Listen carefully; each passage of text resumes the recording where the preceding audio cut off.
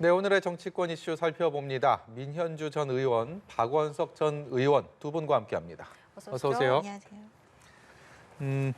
교육부에서 최근까지 정확히 말하면 나흘 전에 만 5세로 초등학교 입학 나이를 앞당기겠다라는 계획을 발표했고 학부모들 그리고 교원단체들 중심으로 반발이 굉장히 컸습니다. 그러니까 어제 좀 물러설 수도 있음을 이렇게 또 시사하면서 이 교육 정책이 어떻게 변화가 될지 그리고 이런 것들이 좀 시사하는 것은 또 무엇인지 여러 가지 좀 생각이 들게 만드는 것 같습니다. 네.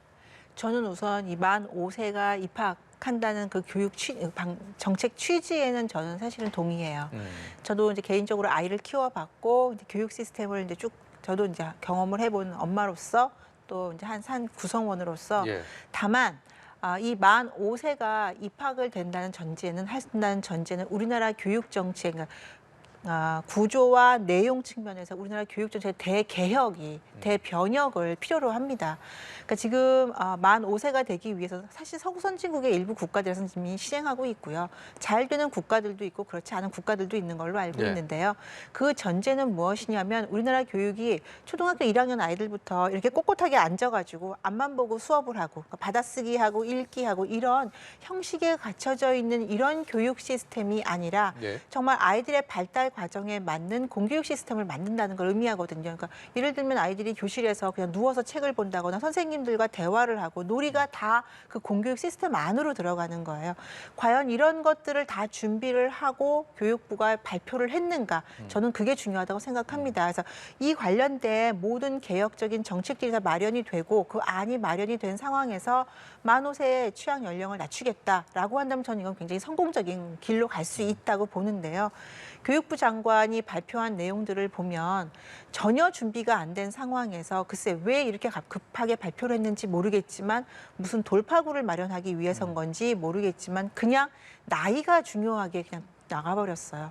그러니까 당연히 현장에 있는 부모님들은 학부모들은 혼란스러울 수밖에 없고 그리고 당장 아이들 입학을 앞둔 부모들은 그럼 우리 아이들은 어떻게 돼야 되는가? 왜 제도의 희생양이 돼야 되는가? 특히나 그 당시에는 6개월에서 1년 네. 정도의 차이면 굉장히 큰 발달 상황이 되고 발달 차이가 있거든요. 그러니까 그런 아이들을 그냥 한 교실에 넣겠다. 그것도 무슨 12년에 걸쳐서 한 달씩 앞당기겠다.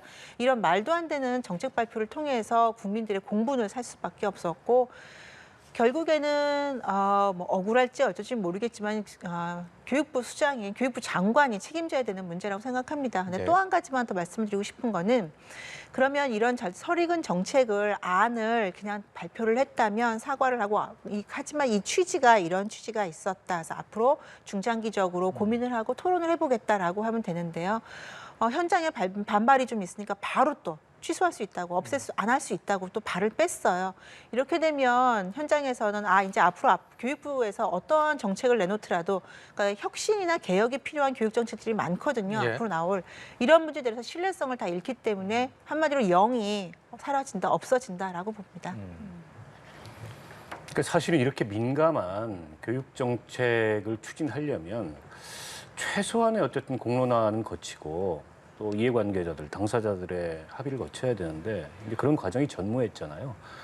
그리고 입학 연령을 이렇게 당기는 문제는 과거에도 한번 이게 공론화됐다가 사회적 합의에 실패해서 유보된 이제 그런 정책인데 이거를 아무런 이제 논의 없이 이렇게 갑작스럽게 업무 보고에 교육부 장관이 포함시켜가지고 정부가 추진하겠다 이렇게 발표한 것 자체가 저는 지금 윤석열 정부의 국정 운영의 난맥상을 보여주는 하나의 단면, 예. 상징 같은 그런 사건이 아니었나 싶고요.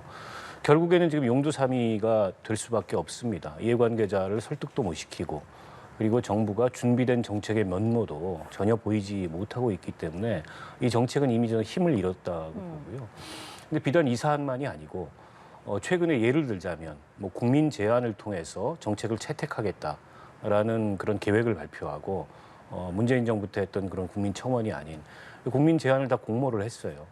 그래가지고 선정을 했는데 이게 뭐 온라인 어뷰징이 있었다. 아니 그 온라인 어뷰징을 예상을 못했다는 것도 제가 보기에는 이해가 안 되고 또 온라인 어뷰징을 예상해서 이걸 이제 실명으로 추진하겠다. 애초에는 이렇게 계획을 밝혔었거든요. 네. 근데 정작 그 투표 시스템에 들어가 보면 최소한의 로그인 시스템도 없는 그런 채로 이 정책을 추진함으로 인해서 도대체 대통령실이나 정부나 아무리 정부 출범 초기라지만 너무 기초적인 이 사항에서조차도 기초적인 문제에서조차도 준비가 안 된 오락가락하고 허둥지둥되는 모습을 보이다 보니까 이렇게 준비 안 된 채로 어떻게 지금 뭐 우리가 직면하고 있는 경제 위기부터 시작해서 이런 국정의 과제들을 헤쳐나가겠는가 국민들로서는 더더욱 실망스러운 상황이 아닐 수 없습니다. 네, 예. 말씀 주신 것처럼 준비되지 않은 정책들의 발표 또 발표를 했다가 다시 거둬들이는 이런 혼선에 반복되는 모습들을 통해서 앞서 민전 의원께서 신뢰를 언급해 주시기도 했는데 현 정부의 어떤 정책 불신을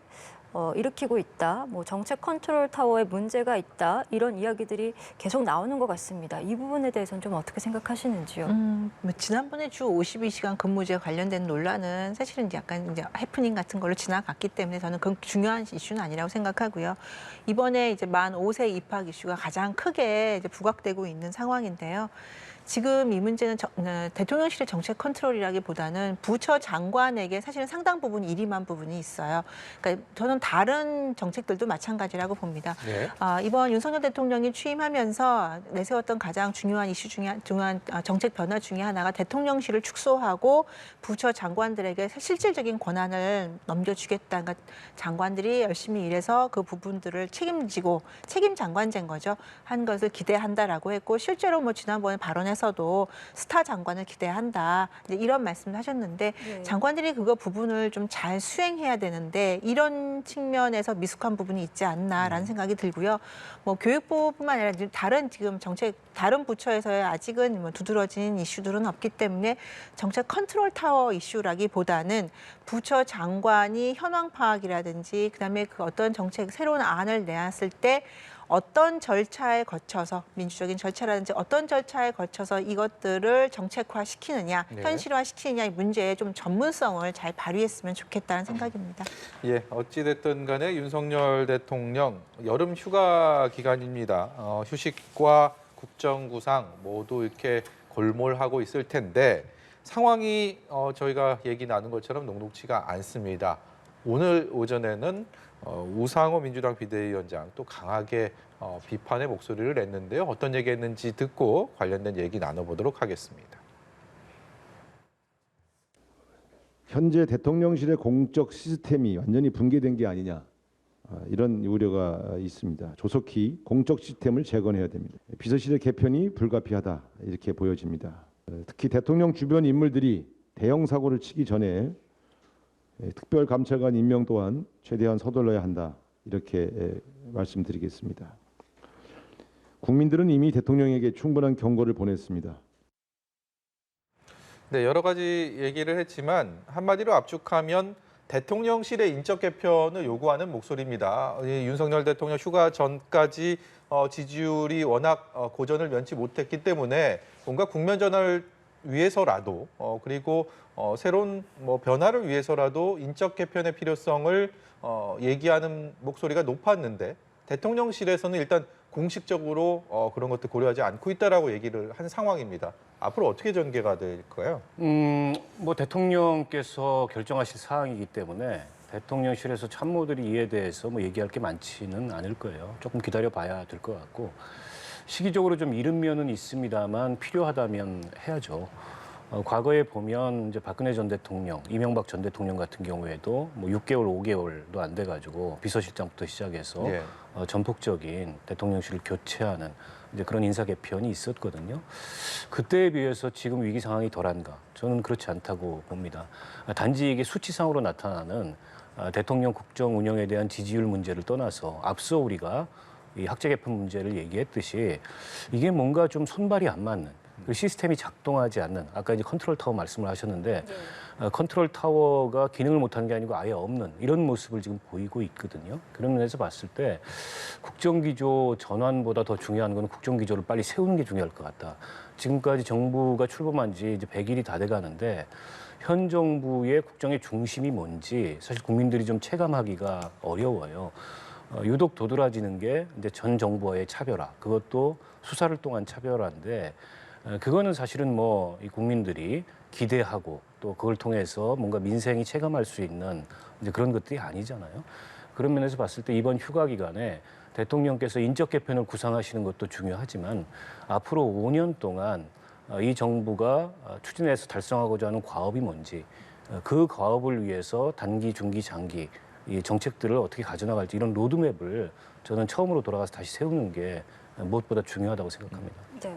오는 이제 17일이면 대통령 취임이 100일째인데 휴가를 마치고 나서 윤 대통령이 이 지금 직면한 문제들을 어떻게 해결할 것인가, 어떻게 푸느냐에 따라서 분위기 반전도 가능할 것 같습니다. 앞서 언급해 주신 인적 쇄신이 될 수도 있고 뭐 다른 방식이 될 수도 있을 텐데 좀 어떤 부분들 기대하고 계신지요? 일단 국민들께서 지금 국정 지지율에서 가장 부정적으로 보는 부분이 인적.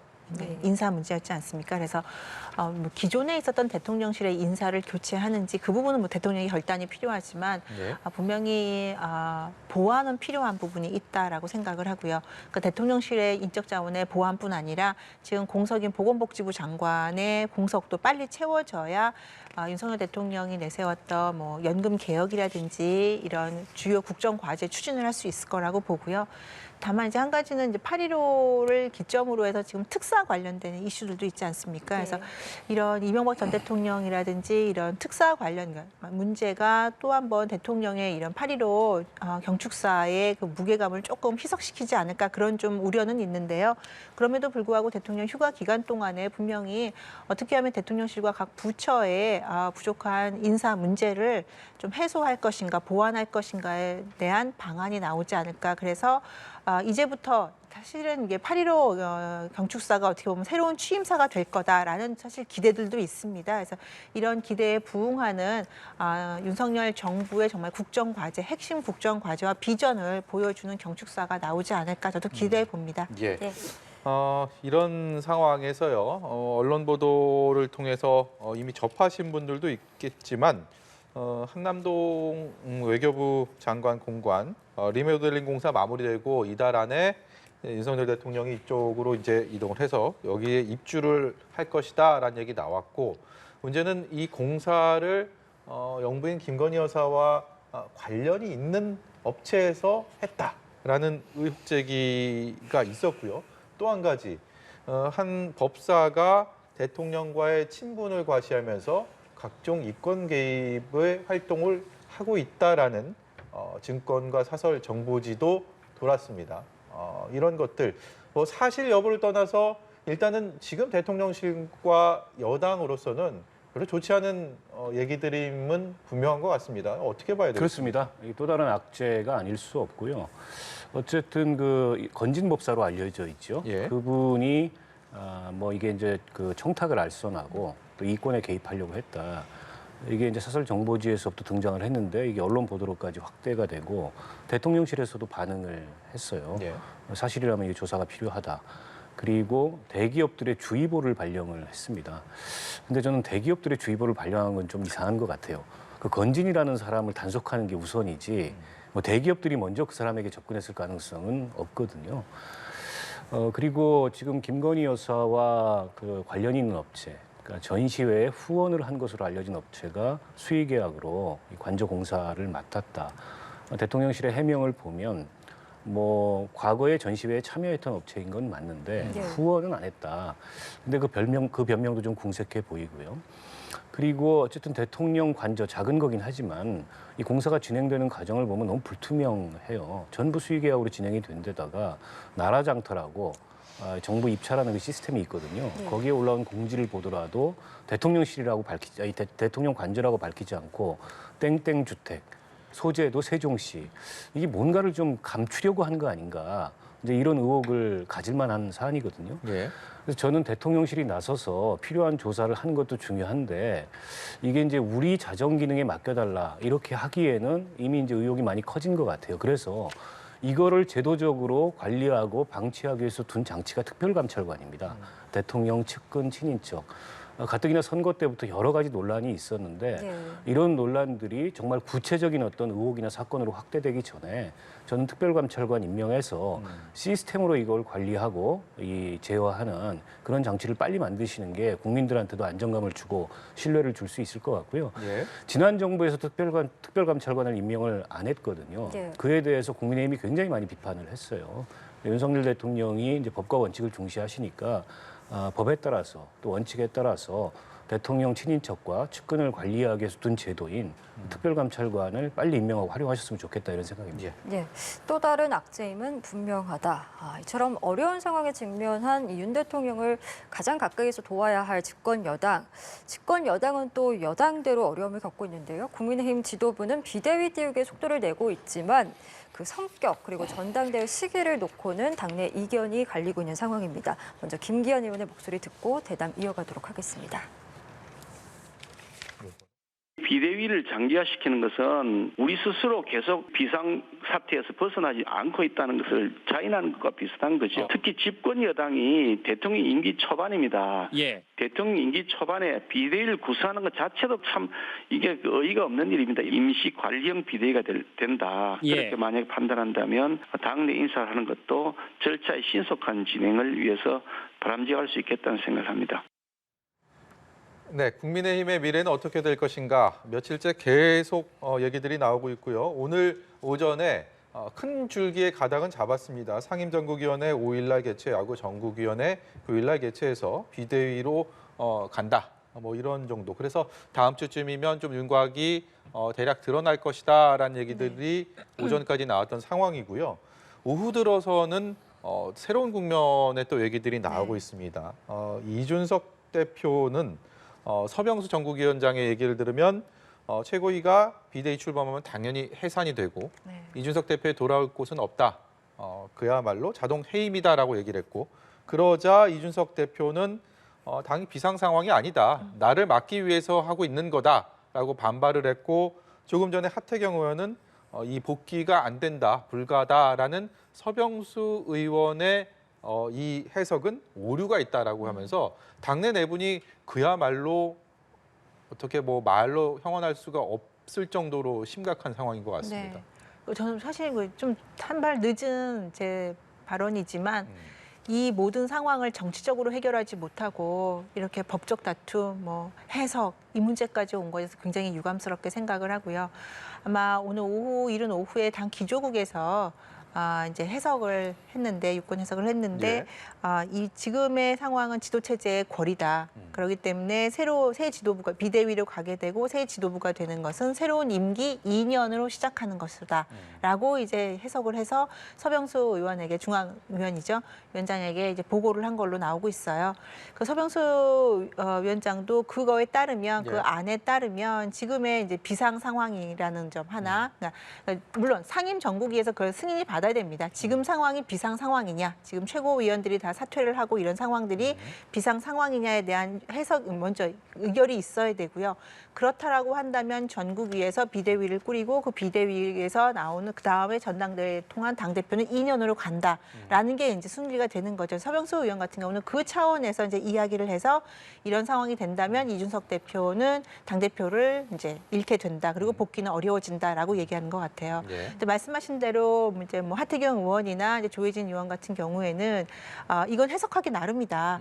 지금 이것이 위기 상황이라는 아니라 어쨌든 최고위원들이 자진 사퇴를 통해서 나온 것이고 거기서 다음 비대위를 간 다음에 전당대회를 해도 남은 기간만 당대표를 하면 된다라고 다른 또 해석을 나오고 있어요. 그래서 이 부분은 제가 보기에는 사실 의원총회나 이런 의원들의 좀 합의를 이끌어야 되는 부분들이 있고요. 그리고 전국 상임위에서 어떠한 결정이 날 것인가에 따라 달라지는데 지금 상황을 본다면 사실은 전국 상임위에서 비상 상황이다. 그래서 비대위로 가는 것이다라는 것에 합의를 하지 않을까라고 저는 전망을 합니다. 비대위로 가는 건 가는 것인데 앞서 말씀드린 것처럼 그 시기와 또 성격을 두고 여러 가지 해석들이 잇따르고 있습니다. 앞서서 저희가 김기현 의원의 목소리를 들어보기도 했는데 이 당권 주자들 이게 아무래도 차기 당대표가 총선 공천권이 있다 보니까 각자의 셈법 따라 전당대회를 놓고 좀 이야기들이 다른 것 같습니다. 이 부분에 대해서는 좀 어떻게 보고 계신지도 궁금하네요. 그러니까 이게 지금 뭐 시기 성격뿐만 아니고 이게 비대위로 가는 과정에 있어서의 절차적 정당성 그리고 전당대회를 이어서 연다면 그 전당대회를 통해서 선출될 지도부가 이게 이제 보궐 임기냐 아니면 2년짜리 온전한 임기냐 여러 가지 논란의 대목들이 많습니다. 우선은 지금 비상 상황이라고 지금 현재 당의 상태를 규정했는데 그 규정에 대해서 당 구성원들의 의사가 합치된 거냐. 근데 최고위원들의 일부는 여전히 인정하지 않고 있고 무엇보다 이준석 대표가 그걸 예. 인정하지 예. 않고 있어요. 그리고 비상 상황으로 가게 된 과정도 그냥 상식적인 눈으로 보면 지난주 금요일까지는 비상 상황이 아니었습니다. 근데 이제 배현진 최고위원을 필두로 일부 최고위원들이 사퇴를 하면서 이건 이제 비대위로 가야 된다. 이런 논의가 당에서 증폭되고 의원총회를 통해서 비상 상황을 선언을 했는데 통상은 이제 비대위라는 건 당 내부에 여러 가지 큰 혼란이 있거나 또 어떤 사건으로 인해서 당대표가 고리되거나 또 지도부가 총사퇴하거나 특히 이제 선거 패배한 이후에 그런 상황들이 많이 빚어지죠. 그렇게 해서 비대위로 가는데 마치 지금 국민의힘의 내부 상황은 비대위로 가기 위해서 오히려 거꾸로 원인이 되는 비상 상황을 만든 게 아닌가. 이런 느낌마저 들게 해요. 합리적인 의심이 아니 드는 비상 상황이죠. 상황을 왜 비상 상황이냐면 최고위원의 기능 상실을 비상 상황이라고 규정을 한 건데 기능이 상실됐던 최고위원회가 살아나가지고 전국위원회를 소집을 했어요. 그리고 오늘 서병수 전국위원의 말씀이 뭐냐면 비대위의 성격과 기한 언제까지 할 건가를 최고위에서 정해야 된다. 그럼 최고위가 다시 살아나야 돼요. 그러면 이거는 최고위 기능 상실이 아닌 거 아니냐. 사퇴서를 다 내지 않았습니까? 아니 사퇴서를 일부 최고위원들은 또 안 냈대요. 그렇게 보다 보니까 이게 절차적으로 과연 이게 정당한 거냐. 결국에는 처음부터 이준석 대표의 복귀를 막고 이준석을 축출하기 위한 그런 목적하에 비상 상황이 의도된 거 아니냐. 이제 이런 의심을 가능케 하고요. 네. 당연히 이준석 대표 입장에서는 여기에 승복하거나 이걸 인정할 수 없는 상황이고 뭐 법적 대응을 포함한 뭐 여러 가지 대응들을 할 걸로 예상이 돼요. 무엇보다 뭐 법적 대응을 통해서 구성원들의 의사가 합치됐다 이런 결론을 법원이 내리더라도 정치적으로는 이 여당 내부의 이런 난맥상 또 권력 다툼 이게 가뜩이나 지금 국정 상황이 어렵고 대통령 지지율이 굉장히 취약한데 뭔가 당이 이게 국정 운영의 중심이 되고 힘이 되고 이러기가 상당히 어려운 이런 난맥상을 노출하고 있는 게 아닌가 싶어서 염려스럽습니다. 네. 이르면 주말쯤에 이제 비대위 전환이 결론이 날 거고 일단 국민의힘에서는 당대표 이 직무대행도 비대위원장을 임명할 수 있도록 당원 당규를 좀 고칠 예정인데 결국에는 그렇게 되면 권성동 이 직무대행의 역할이 없을 수는 없는 상황 아니겠습니까? 그런 부분에서 일각에서는 책임을 질 사람이 키를 지는 것에 대한 우려의 시선도 좀 있는 것 같습니다. 이 부분은 또 어떻게 보시는지요? 그러니까 여기까지 오기 바로 전 단계를 본다면 사실은 권성동 원내대표가 직무대행을 같이 하면서의 사실 많은 복잡한 일들이 생긴 거는 맞아요. 사실 그 당시에 사실 지도부 총사퇴 이런 걸 통해서 보통은 이제 최고위원들이 일관 사퇴를 하게 되고 지도부를 바뀌게 되고 비대위를 가게 되고 이런 상황이 되죠. 전당대회를 하게 되고 네. 물론 지금과는 지도 체제가 조금 달랐지만 2011년도 이제 그런 상황이었거든요. 그런데 지금 이제 권성동 원내대표가 자리를 계속 원내대표직을 유지하게 되면서 좀 일이 복잡해진 상황은 있는데요. 뭐 지금에 와서 권성동 원내대표까지 다 사퇴를 하고 뭐 다시 하자 이런 것들은 당의 혼란을 더 부추기는 상황이 되지 않을까라는 우려들이 있고 다만 이 지금 상황에서의 좀 어려운 점 이준석 대표가 앞으로 법적 대응을 어떻게 할 것인가 그 문제가 현 상황을 그리고 앞으로 이어질 뭐 만약에 비대위로 간다고 하게 되면 그 비대위 그 이후에 전당대회에서 가장 큰 변수가 되지 않을까 싶습니다. 그야말로 지금도 혼란스러운데 앞으로 그 폭풍 전야가 네. 더 이렇게 기다리고 있다 이런 말씀이시네요. 민주당 얘기를 좀 넘어가 보도록 하겠습니다. 민주당은 전당대회가 한창입니다. 이제 한 달이 채 남지 않았는데 3명의 당대표 후보들 열심히 뛰고 있는데 생각만큼 뭐 이렇게 흥행이라고 하죠. 정치권에서 이 흥행몰이를 하고 있는 거는 아닌 것 같습니다. 전반적으로 지금의 이 전당대회 경선 어떻게 보고 계십니까? 일단 뭐 어대명이라고 하죠. 어차피 대표는 이재명이다. 이런 분위기가 초반부터 강하다 보니까 전당대회가 그렇게 주목도가 높거나 치열한 경쟁이 이루어지는 것 같지 않아요. 게다가 지금 여당이 자꾸 이렇게 큰 사고를 치니까 네. 거기에 가려가지고 민주당 전당대회가 상대적으로 국민들의 시선을 모으지 못하는 측면도 있는 것 같고 그러나 어쨌든 선거는 선거입니다. 때문에 이제 어대명이 끝까지 갈지 중간에 어떤 다른 변화가 있을지 그거는 이제 지켜봐야 되고 아직도 이게 8월 28일 날 결정이 나기 때문에 뭐 한참 남았어요. 그 사이에 지금 추격하고 있는 두 이제 97세대 후보가 어떤 비전과 또 어떤 경쟁력을 보여주느냐 이게 이제 일단 중요한 관건인 것 같고요. 또 한 가지가 이제 단일화 문제인데 네. 이 단일화는 갈수록 좀 어려워지는 게 아닌가 싶어요. 두 사람이 같은 97세대라는 것 빼고 뭔가 이게 좀 공통의 기반 같은 게 좀 없어요. 어떻게 보면은 박용진 의원은 지난 대선 경선 출마에 이어서 이번 이제 대표 경쟁을 통해서 대표가 되지 못하더라도 확고한 당의 어쨌든 미래 주자로서 자리를 잡겠다 이런 목표가 분명하고 예. 그에 비해서 강훈식 의원은 당내에는 지지 기반이 상대적으로 그 박용진 의원에 비해서 있는데 586들이라든지 뭐 친문 일부라든지 근데 이제 뭐 이번에 당 대표가 된다기보다 이른바 이제 지역의 맹주가 돼서 충청권의 맹주가 돼서 향후에 이제 자기 정치를 그걸 기반으로 하겠다 하다 보니까 이번 그 대표 경선에 나온 대표 선거에 나온 목적도 좀 다르고 세력 기반도 좀 다르고 그러다 보니까 시간표도 다른 거죠. 박용진 의원은 빨리 하자 단일화를.